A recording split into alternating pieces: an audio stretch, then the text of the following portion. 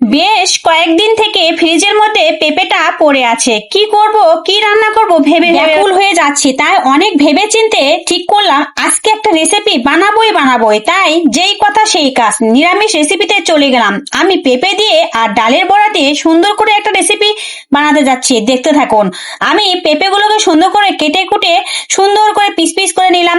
সঙ্গে দিয়েছিলাম একটু আলুটাও সুন্দর করে ছিলে টিলে নিয়ে পিস পিস করে নিলাম। আর ছিল একটু টমেটোটা সুন্দর করে কেটে ধুয়ে সুন্দর করে নিলাম।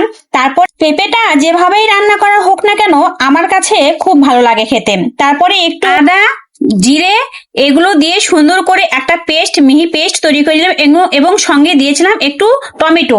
তারপরে আমি ডালগুলো যে সারা রাত ভিজিয়ে রেখেছিলাম সেই ডালগুলো মিক্সিতে মিক্স করে নিলাম এবং নেওয়ার পরে আমি চলে গেলাম চুলায় একটা ফ্রাই প্যান বসাই দিলাম। দেওয়ার পরে সুন্দর করে এর মধ্যে যখন কড়াইটা গরম হয়ে আসলো তারপরে দিয়ে দিলাম তেল। আর এইদিকে আমি ডালের বেটারটা তৈরি করে নিয়েছিলাম, ডালের মধ্যে দিয়ে দিলাম একটু লবণ একটু হলুদ দিয়ে সুন্দর করে ফেটে নিয়ে সুন্দর করে বড় বড় আকারে তৈরি করে নিলাম।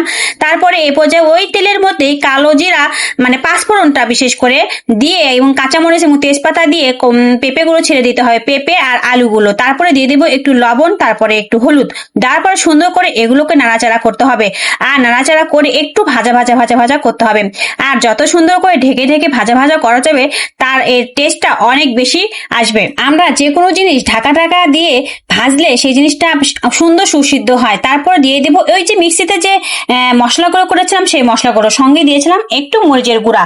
তারপরে সুন্দর করে দিয়ে কষায়ে আর দিয়ে দিতে হবে দারচিনি এ পর্যায়ে দিয়ে তারপর ঢাকা দিতে হবে। তারপরে সুন্দর করে যখন কষানো হয়ে যাবে তারপরে আমার একটু টমেটো ছিল, টমেটোটা দিয়ে দিলাম, কুচানো টমেটো, বাটা টমেটো তো দিয়েছি, এর সঙ্গে কুচানো টমেটোটাও দিয়েছি। তারপরে কষায় নিয়ে দিয়ে দিলাম এ পর্যায়ে জল দেওয়ার পরে সুন্দর করে যখন জিনিসটা ফুটে আসবে এ পর্যায়ে দিয়ে দিব একটু ঢাকনা দেওয়ার পর আলু আর পেঁপেগুলোকে অনেক সুন্দর করে সুসিদ্ধ করে নিব। আর আমরা পেঁপেটা যেভাবেই রান্না করি না কেন খেতে কিন্তু অনেক ভালো লাগে। অনেকের কাছে পেঁপে কিন্তু তেমন একটা পছন্দের খাবার না, কিন্তু আপনি বিশ্বাস করেন এভাবে রান্না করে একবার হলেও খেয়ে দেখেন আর ফ্যামিলির সবাই চেটে পুটে খাবে এবং আমাকে কমেন্টস করে জানান।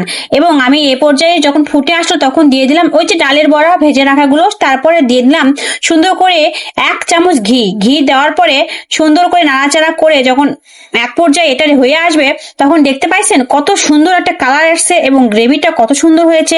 আসলে নিরামিষ জিনিসটা যদি রান্না করা যায় তাহলে কিন্তু অনেক লোভনীয় হয়। আমার আজকে রেসিপিতে ছিল আমি অফলাইনে রান্না করেছিলাম মুগ ডাল ঝিঙা দিয়ে, আর ছিল পেঁপের তরকারি, আর ছিল শশা। এইরকম একটা রেসিপি যদি দুপুরে থাকে তাহলে কেমন হয় বলুন তো। আর ওই যে ডালের বড়া দুটো ভেজে রেখেছিলাম, আমার আবার ভেজে রাখা জিনিস অনেক বেশি পছন্দ। আপনারা বাসায় অবশ্যই ট্রাই করবেন এবং আমাকে জানিয়ে যাবেন আপনারা ট্রাই করার পরে আপনাদের এই রেসিপিটা কেমন হয়েছে। এবং আমার রেসিপি যদি আপনাদের একটু ভালো লাগে থাকে লাইক কমেন্ট সাবস্ক্রাইব করে অবশ্যই পাশে থাকবেন।